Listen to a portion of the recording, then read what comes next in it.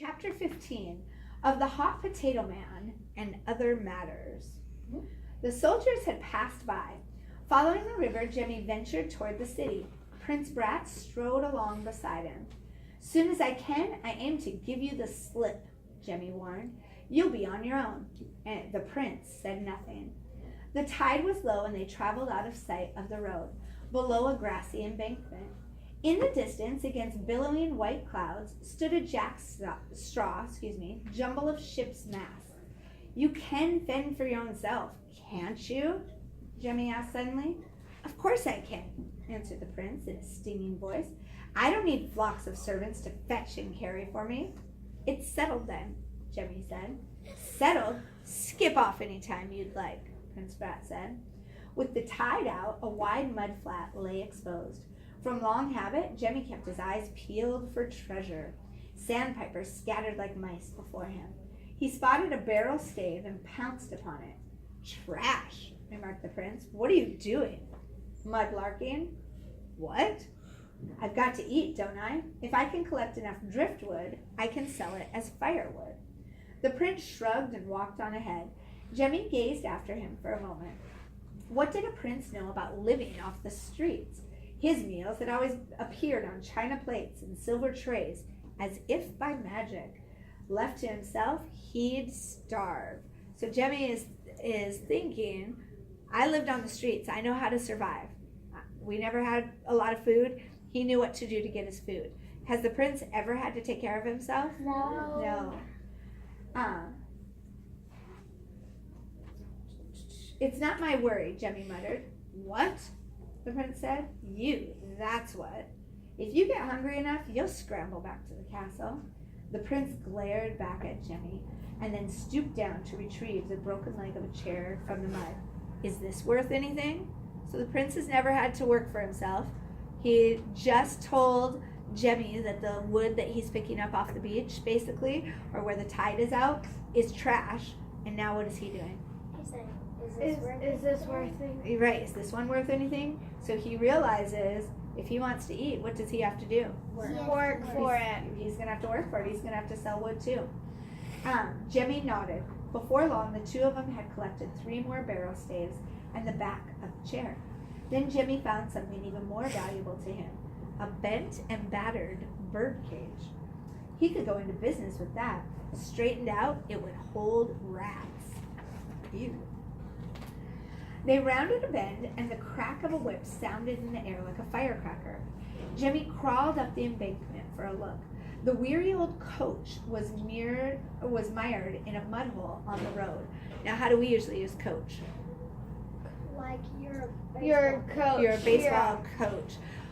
Think of Cinderella, the story Cinderella. What did she ride to the ball in? Something that horses pull. A coach, right, kind of a carriage type. Okay, so this is what they're talking about. A weary old coach was mired in a mud hole on the road.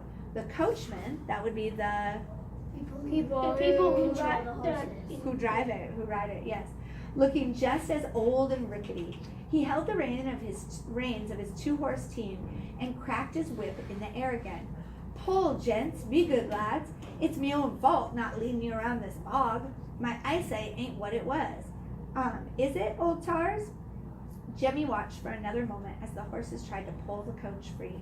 The coach was enameled blue with yellow lettering painted on the door panel. Now the author uses a different type of font here, or print, to show me these aren't words of the story. This is what's on the side of the coach. It says Captain Harry Nips, Hot Potato Man. Where did you already hear Hot Potato Man? At the beginning of the matter? At the title of the chapter. Very good. Jemmy crawled over the embankment. A ride to the city would suit him fine. "Sir, would you take on a passenger? Here, let me set these barrel staves under the wheels." "Don't mind if you do," said Captain Nips. "I'm late for the fair as it is." Jemmy busied himself, laying a firm track for the wheels. Prince Brat watched from the edge of the embankment. So what he did was he took all that wood, put it down under the wheel, so the wheel could, instead of being stuck in the mud, it could drive over it, almost like he made a road. "You must be carrying a heavy load," Jemmy cried out. "Try again, Captain." The old man cracked his whip. The horses strained, and the coach rolled up out of the bog. "Hop in, lad." Jemmy opened the door and saw that the coach was heavily loaded with raw potatoes and a huge iron kettle. Jemmy settled himself as best he could, and the coach lurched forward. "At last," Jemmy thought, "you're free of the prince." But he couldn't resist a backward glance. Prince Brat was standing in the center of the road. He'd dropped his load of driftwood and merely gazed at the receding coach. That means he just dropped everything he had, and he's standing there like this, watching the coach go away. And who's in the coach? Jemmy. Jemmy straightened and folded his arms. The prince wasn't his lookout any longer, but he'd stood there like a wounded bird. Blast him! A prince hadn't a cockeyed notion how to fend for himself. "Stop, Captain!" Jemmy shouted. "We left me friend behind." Interesting. What's he going to do? Coach Brat. He's about to get Prince Brat. That tells you some very detailed character traits about Jemmy and who Jemmy is. Okay? He's what? He's compassionate. He's compassionate. And he's smart. Does he have a reason to need to take care of the prince? No. He's just doing He's just doing it to be nice. Because that's who he is. If that's who you are, then in that situation, he could have said, "Yes, I'm rid of you. See you later. Bye-bye." But even though he had no reason, and it probably will make matters worse for him to bring the prince with, who he is nice and kind, so he is taking him. The hot potato man pulled up on the reins. Jemmy leaned out a window. With an arm, he motioned Prince Brat to come along.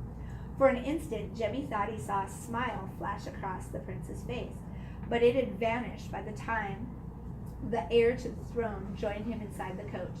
They rode in silence. Jemmy wondered what had possessed him to refer to Prince Brat as his friend. Friend? Cows would give chocolate milk first. Then, minutes later, the coach rocked to a sudden halt. "Stand and deliver!" came a shout. A pair of highwaymen were training pistols on Captain Nitz. Jemmy hardly had to peer out. The voice was familiar. It was Hold Your Nose Billy and Cutwater.